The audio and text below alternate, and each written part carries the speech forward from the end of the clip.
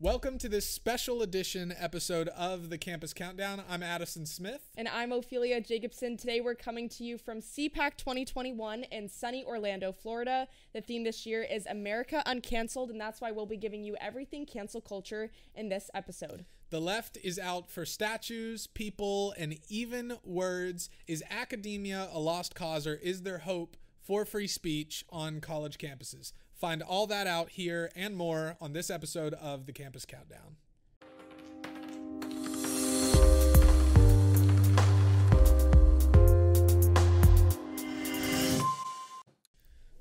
Well, as we said, the theme for this year's CPAC is America Uncanceled. We are fighting back against the left's cancel culture, and there is plenty of it. Particularly with statues. The left is after the founding fathers, has been for a long time. Most notably, George Washington, our very first United States president.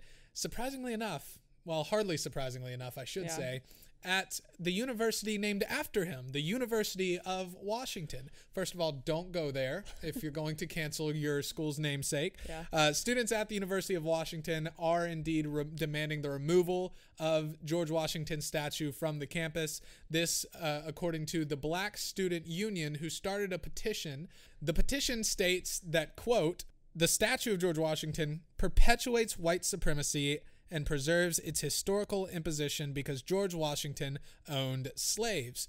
The school thus far seems unwilling to comply with the student demands, but we'll see how long that lasts.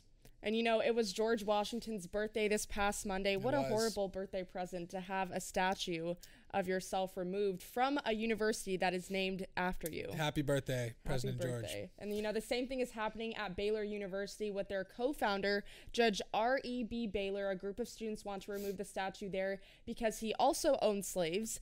They were protesting in front of the statue. One student said, quote, "The point of the picture is not to remove Judge Baylor as a whole. It's to remove Judge Baylor from campus. Having him off campus is going to be the start of racial healing." So like I mentioned, Baylor also owned slaves just like George Washington, and you know, they're coming after him because of this. Baylor University is a Christian university. It's a private Baptist university. So they're claiming that the fact that he owned slaves is not religious, and therefore the statue should be removed. The reason behind both of these stories, as is the reason behind most of the left's decision, is, you know, always racially driven.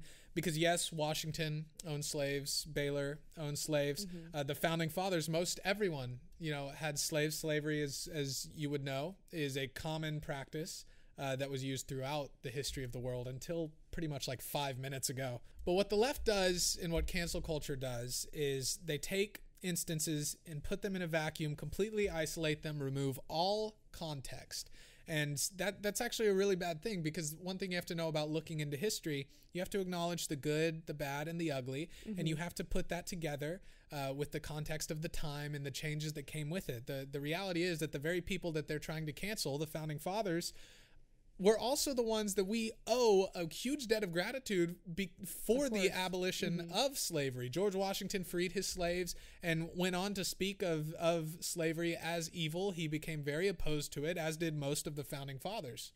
And you know, you look at the founding fathers and what they did for this country. A lot of these students wouldn't even have the ability to protest and to voice their opposition to these statues if it weren't for the founding fathers who laid that foundation of freedom of speech and the right to assembly, the right to protest in this country. And you also look at these students, and all they can focus on is the fact that these people owned slaves. George Washington was a slave owner. You know, Baylor was also a slave owner, but they forget to recognize any other achievements that they had. George Washington, who founded this nation. Judge Baylor was very active in the Baptist church. You know, Baylor, like I mentioned, is a private Baptist university. According to Baylor's website, he even preached the first sermon in Waco, Texas. So these are all accomplishments that the students either forget to mention or they just don't really happen to find when researching these historical figures. I think Michael Knowles puts it best when he says, "We stand on the shoulders of giants and we think that we're flying. We have no appreciation for the men who came before us because of this or that sinful deed in their lifetime." And I think it's a very arrogant way to look at history. We all are guilty of some sins in our own lives and some sins in our culture, some great sins in our culture. So I think in doing a little look in the mirror might do us all some good. Of course, yeah. And, you know, speaking of historical figures, they're not just after canceling George Washington, Judge Baylor, people who lived in the past. They're after normal people like you and me. The Emory University Young Democrats are trying to remove a donor's name from the Center of Performing Arts at Emory University. Donna and Marvin Schwartz actually helped funded a conservative speaker to come to campus and talk to students, and because of that, these students are trying to remove their name from the building. So because these two individuals funded conservative speaker Heather McDonald, one student said, quote, "The views held by Schwartz were in direct opposition to the values we hold as an institution." Well, you know, speaking of values at institutions, aren't these universities and colleges supposed to be embracing different ideas and beliefs? So just the very fact that they're trying to cancel someone who openly invited a conservative speaker to talk on campus, that just shows just how radical their agenda is becoming. Yeah, no, I definitely agree with that. And it's not just, these aren't just isolated events. It's happening at Duquesne University. Comes to mind. A professor there was fired for using the N-word in academic context. Now, that requires a lot of explaining. But if you read the story, he was fired and reinstated. So you might say, well, Addison, how's this cancel culture? He got his job back. He did get his job back. But the reason that we're covering this story is for two reasons, really. Mm-hmm. One, though he got his job back, he's on a 7-month unpaid suspension. They put a mark on his file. And what was the third thing? Oh, yeah, they're making him do mandatory diversity training. So that's number 3. So he got his job back, but a lot of stipulations. The second reason is that, unfortunately, this is the outlier. This is so shocking, especially if you're a conservative and you see that this happens. This is a shocking outlier of one time that cancel culture doesn't absolutely get everything they want. Wanted, this is one time where justice, 2% justice, was served to the cancel culture mob, and we certainly need a lot more of that. Campus Reform has the report for this story. They write, quote, "The grievance committee, according to WPXI-TV, said that Shank's use of the N-word was, quote, misguided, but, quote, not malicious and did not warrant termination of his job. According to the Gazette, Shank used the racial slur during a class discussion in which Shank claims he used the word in a, quote, pedagogical sense. In the video, Shank told a student, 'I'm permitting you to use the word, okay? Because we're using the word in a pedagogical sense. What's the one word about race that we're not allowed to use?' And of course, that was the N-word, and Shank used the N-word in academic context. I think one thing, you know, what cancel culture does and the left does broadly is they pretend that intent doesn't matter. For example, if I'm reading Tom Sawyer, the N-word is used in there several times. If I'm reading what's in the book, am I going to be labeled as racist for reading the words in the book? The idea that it doesn't matter how it's said, who it's said to, if it's said to anyone, saying it in a vacuum isolated, even repeating something written in a book is racist, I don't buy it.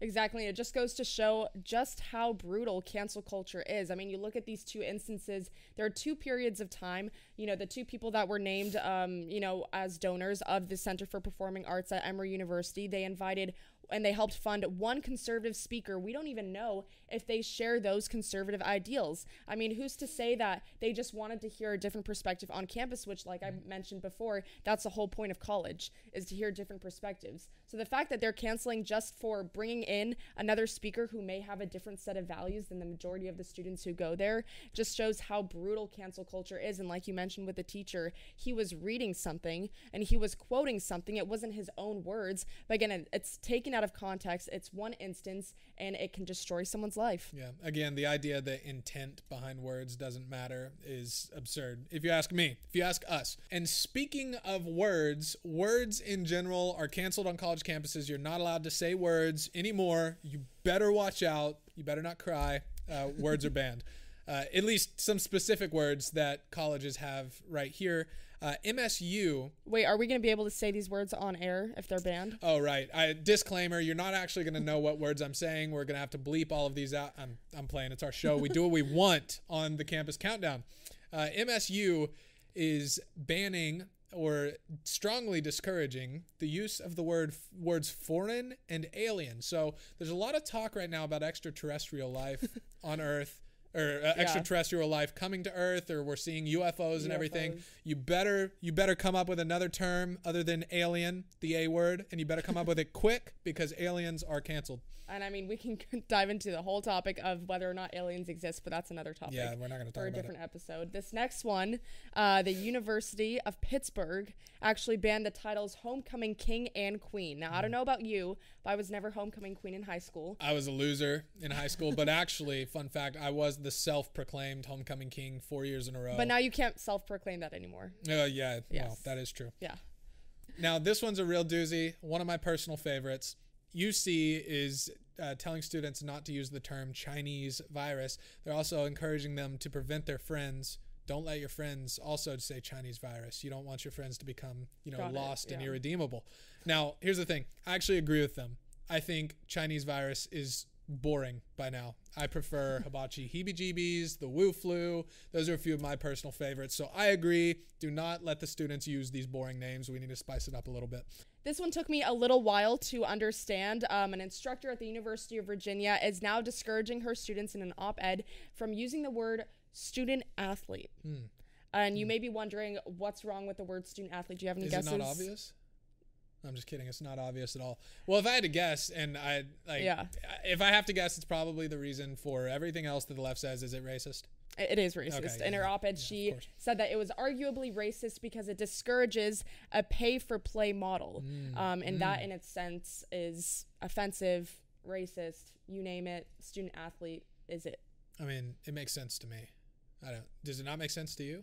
I'm still having a hard time getting it, yeah. That just means I'm much more woke than you are. Yes. Vanderbilt says sexual reassignment surgery is an outdated term. Now, I don't really get that one. It's like, but you get the student athlete one. Yeah, of course I do.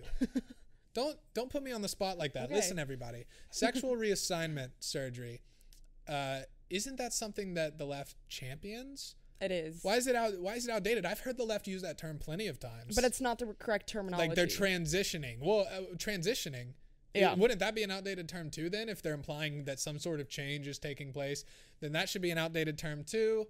There's just no limiting principle. I wish they had some sort of dictionary of what words we're allowed to use and what words we're not allowed to use. We need the woke dictionary and the liturgical calendar to keep track with everything. What's the last one? They had one more.